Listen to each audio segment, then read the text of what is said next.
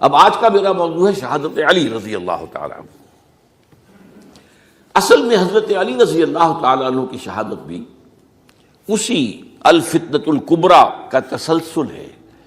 وہ جو عبداللہ ابن سبا کا پیدا کردہ عظیم ترین فتنہ تھا، اسی کا ایک نتیجہ حضرت علی کی شہادت بھی ہے، لیکن وہ بات ذرا تفصیل سے سمجھنی ہوگی، اور اس کے لیے میں ممنون احسان ہوں۔ حال ہی میں ایک کتاب چھپی ہے، ڈاکٹر سید رضوان علی ندوی، وہ محقق ہیں تاریخ کے، انہوں نے بڑی تاریخی تحقیق کے بعد جو باتیں بیان کی ہیں وہ میں آپ کے سامنے رکھ رہا ہوں۔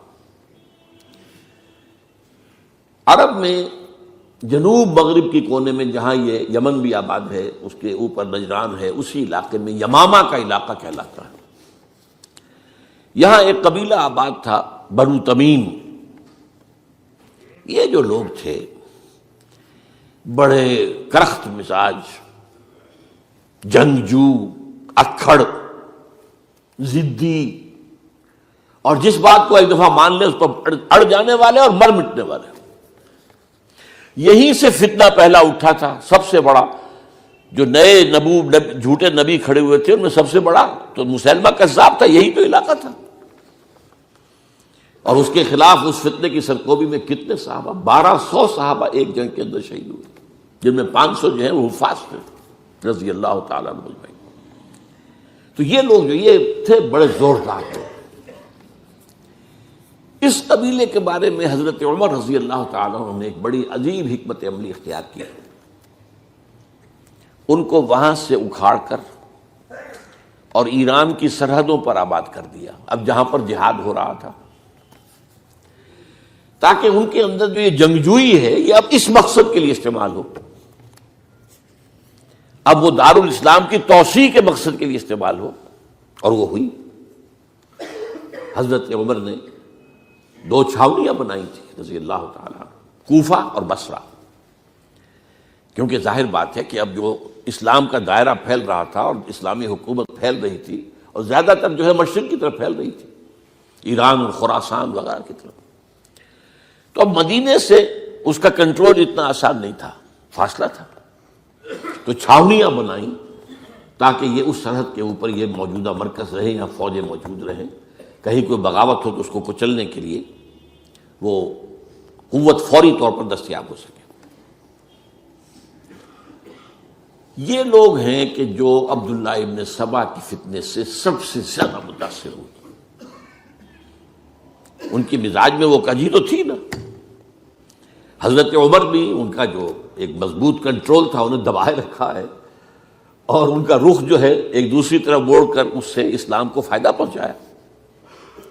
لیکن اس کے بعد جب فتنہ جو آیا یہ عبداللہ ابن سبا، تو سب سے بڑھ کر یہی لوگ اس کے ماننے والے، اور انہی میں سے وہ لوگ تھے جنہوں نے جانیں بھی دے دی ہیں، جنہیں حضرت علی نے زندہ جلایا ہے، اس لیے کہ وہ کہتے تھے کہ علی خدا ہے۔ اے علی تم خدا ہو، تم ہمیں آگ میں جلا رہے ہو، یہ تو تم ہمارا امتحان لے رہے ہو۔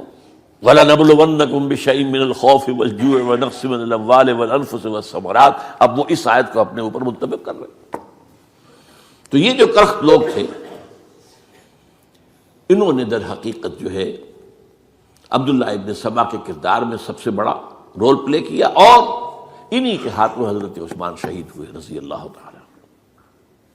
اور اس کے بعد انہوں نے حضرت علی رضی اللہ تعالیٰ عنہ کو اپنے گھیرے میں لے لیا، کیونکہ انہی کی کثیر تعداد موجود تھی مدینے میں جب حضرت عثمان شہید ہوئے۔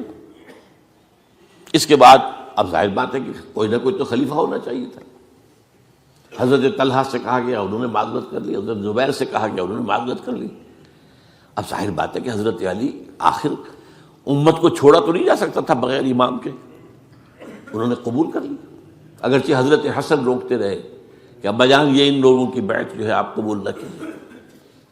حضرت حسن تو ان میں سے ہے جو حضرت عثمان کے دروازے پر کھڑے تھے پہرے دار کی حیثیت سے، حسن اور حسین رضی اللہ تعالیٰ عنہ، انہیں تو معلوم تھا فتنہ جو کون لوگ ہیں۔ اس کے بعد حضرت علی رضی اللہ تعالیٰ عنہ نے اسی حکمت سے، جس حکمت کے تحت حضرت عمر نے یہ چھاونیاں آباد کی تھی، دارالخلافہ بھی مدینے سے کوفہ منتقل کر دیا، تاکہ پورے عالم اسلام کو کنٹرول کیا جا سکے اس مرکز کے ساتھ۔ اس کا نتیجہ یہ نکلا کہ اب گویا کہ حضرت علی کے گرد ان لوگوں کا گھیراؤ مکمل، کوفے میں یہی تو آباد تھے، کوفی یہی تو تھے، حضرت عمر نے انہیں لا کے یہاں آباد کیا تھا۔ جب حضرت علی نے کوفے کو اپنا دارالخلافہ قرار دیا تو گویا کہ ان کا پھر عمل دخل بہت بڑھ گیا۔ ایک طریقے سے یوں کہا جا سکتا ہے کہ انہوں نے اب حضرت علی رضی اللہ تعالیٰ عنہ کو اپنے محاصرے میں لے لیا۔ چنانچہ جنگ جمل کے موقع پر یہ ہوا ہے کہ صلح ہو گئی تھی، حضرت عائشہ رضی اللہ تعالیٰ عنہ کے جو نمائندے تھے اور ادھر سے حضرت علی، صلح ہو گئی تھی، طے ہو گیا تھا کہ ہاں قاتلین عثمان کو جو ہے اس کو سزا دی جائے گی، قصاص لیا جائے گا حضرت عثمان کی قتل کا۔ لیکن ان لوگوں نے 10,000 آدمی کھڑے ہو گئے کوفے کے اندر، ہم سب قاتل ہیں عثمان کے، لو قصاص ہم سے اگر لے سکتے ہو، جس کے نتیجے میں اور انہوں نے جنگ شروع کر دی۔ اور جب جنگ شروع ہو جائے تو پھر اس کے بعد تو کوئی نہیں دیکھ سکتا کیوں شروع ہوئی، کیسے شروع ہوئی، کس نے شروع کی۔ اب تو یا مارو یا مرو، دو ہی باتیں ہوتی۔ 10,000 مسلمان ایک رات میں شہید ہوئے جنگ جمل میں۔ اب اس کے بعد حضرت علی رضی اللہ تعالیٰ عنہ کی خلافت جو ہے حضرت امیر معاویہ نے ماننے سے انکار کر دیا۔ جب تک قاتلین عثمان کو سزا نہیں دیتے ہم بیعت نہیں کریں گے۔ یہ نہیں کہ دعویٰ کیا ہو کہ میں خلافت کا حقدار ہوں، یہ نہیں، لیکن یہ کہ آپ کو ان کو سزا دینی چاہیے۔ اب یہ تھا وہ مخمصہ جس میں حضرت علی رضی اللہ تعالیٰ عنہ وہ فرماتے تھے تم میرا ساتھ دو تو میں ان قاتلین عثمان سے سزا جو ہے ان کو سزا دے سکتا۔ ادھر انہیں پتا تھا کہ میں سرنڈر کرتا ہوں تو مجھے علی تک تو پہنچنے کوئی نہیں دے گا، راستے میں ختم کر دیں گے رضی اللہ تعالیٰ عنہ۔ تو یہ پیچ تھا ایک جو ایسا پڑا ہے۔ اب اس میں جب حضرت معاویہ اور حضرت علی کے مابین فیصلہ کن جنگ ہوئی، جنگ صفین جسے کہتے ہیں، جس میں 70,000 مسلمان ایک دوسرے کی تلواروں، تیروں، نیزوں سے قتل ہوئے۔ اس موقع پر حضرت معاویہ کی طرف سے ایک آفر آئی، قرآن مجید کو نیزے پر اٹھا کر لوگوں نے کہا کہ یہ خون ریزی بند کر دو، ہم قرآن کا فیصلہ ماننے کو تیار ہیں۔ حضرت علی دیکھ رہے تھے کہ یہ اصل میں میری فتح کو شکست سے بدلنے کا پروگرام ہے، تقریباً فتح میری ہو چکی ہے، لیکن یہ جو طبقہ تھا یہ انہوں نے کہا نہیں بڑی ٹھیک بات کہہ رہے ہیں، وہ مانیے ان کی بات، جنگ بند کی۔ انہوں نے ہی یہی لوگ تھے جنہوں نے مجبور کیا حضرت علی کو کہ وہ تحکیم پر رضامند ہو جائے۔ اس کے بعد تحکیم میں جو معاملہ ہوا، حضرت علی حضرت عبداللہ ابن عباس کو اپنی طرف سے حکم بنانا چاہتے تھے، یہ اڑ گئے نہیں۔ یہ اڑ جانے والے لوگ، اور یہی اصل قوت تھے، وہاں ساری طاقت کوئی نہیں کی تھی۔ تو انہوں نے ابو موسیٰ اشعری کو اپنی طرف سے مقرر، وہ بہت نرم خو آدمی تھے، انہیں بناؤ۔ بہرحال جو بھی بات طے ہوئی، اب تاریخ کی روایتوں میں اختلاف ہو سکتا ہے، کہا یہ جاتا ہے کہ طے تو یہ ہوا تھا حکمین کے مابین، ادھر سے ابو موسیٰ اشعری، ادھر سے عمرو بن العاص رضی اللہ تعالی عنہما، کہ آپ اپنے جو کلائنٹ ہیں حضرت علی آپ انہیں معزول کر دیجئے، میں معاویہ کو معزول کر دیتا ہوں، پھر جو ہے مسلمان فیصلہ کر لیں کسی اور کی عبادت۔ انہوں نے کھڑے ہو کے کہہ دیا میں علی کو معزول کرتا ہوں، اور عمرو بن العاص نے کہا کہ میں معاویہ کو قائم کرتا ہوں۔ اب یہ ہے روایت، واللہ عالم اس میں کتنا سچ ہے کتنا جھوٹ ہے، میں کوئی مورخ نہیں ہوں، میں کوئی تاریخ کا محقق نہیں ہوں۔ اس کے بعد جو ہے اب یہ لوگ انہوں نے کہا کہ مانیے تحکیم کو، اور جب انہوں نے حضرت علی نے اس تحکیم کے فیصلے کو ماننے سے انکار کیا تو باغی ہو گئے، حضرت علی کو کافر قرار دیا، اور جا کر ایک جگہ پر حرورہ ایک جگہ تھی وہاں پر جا کے جمع ہو گئے، جتھا بندی کی، بہت بڑی طاقت پر وہاں کر انہوں نے طے کیا کہ علی بھی کافر ہو گیا، معاویہ بھی کافر ہو گیا، عمرو بن العاص بھی کافر ہو گئے، سب کافر۔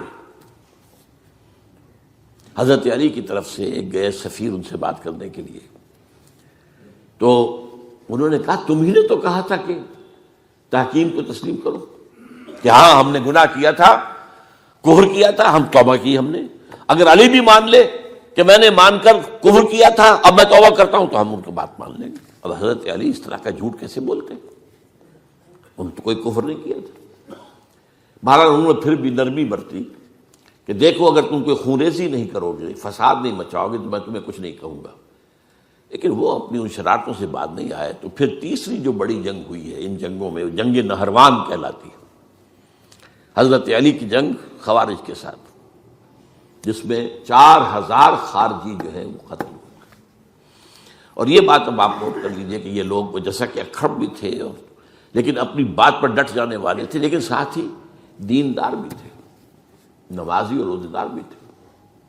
یہ اس طرح کے لوگ نہیں تھے کہ جو فاسق اور فاجر ہو. بس یہ مزاج کا ایک ہے، جو بات دل میں بیٹھ گئی اڑ گئے. تو یہ اصل میں انہوں نے پھر فیصلہ کیا کہ اور تو ہمارے بس میں اب کچھ نہیں ہے، ان تینوں کو قتل کر دیا جائے، علی کو بھی اور معاویہ کو بھی اور عمرو بن العاص کو بھی. تو ایک جگہ ان کی سازش ہوئی، 3 آدمی معین ہو گئے، ایک ہی وقت کا طے فیصلہ ہو گیا، فلاں تاریخ کو فجر کے وقت تم جاؤ، وہ تم کوفے کی جامع مسجد میں جب علی نماز جماعت کرا رہے ہو خنجر مارو انہیں. اور یہ اس کا نام ابن ملجم تھا، خارجی، یہ وہی لوگ بنو تمیم کے لوگ. دوسرا جو تھا وہ دمشق میں حضرت معاویہ کو قتل کرنے شہید کرنے کے لیے پہنچ گیا. تیسرا مصر پہنچ گیا حضرت عمرو بن العاص کو. اب یہ بات اللہ کی طرف سے ہے، یہ تو اس کی مشیت ہے، اس کا فیصلہ ہے.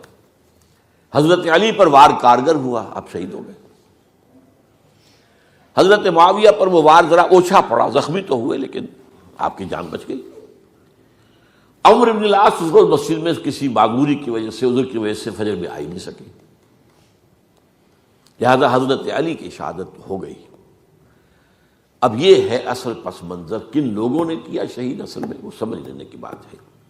یہ خوارج نے شہید کیا، لیکن خوارج کا فتنہ سبائی فتنے ہی کا آف شوٹ ہے، اسی کے ذیل میں ہے، اسی کی ایک شاخ ہے، اسی کا ایک نتیجہ ہے. یہ خوارج جو ہے بعد میں بھی ان کی مسلسل جو ہے وہ جنگیں رہی ہیں. بہرحال اس صورتحال کو یہ سمجھ لیجئے کہ یہ خلفائے ثلاثہ رضی اللہ تعالی عنہ، حضرت عمر شہید، عثمان شہید، علی شہید. عجیب بات ہے کہ تینوں کا نام عین سے شروع ہوتا ہے، عمر عین سے، عثمان عین سے، علی عین سے. تینوں شہید ہوئے ہیں، لیکن یہ کہ یہ ہے تاریخی پس منظر.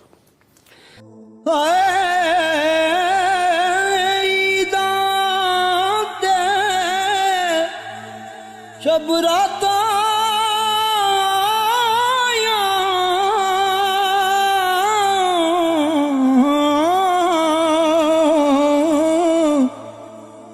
سب لوگ گران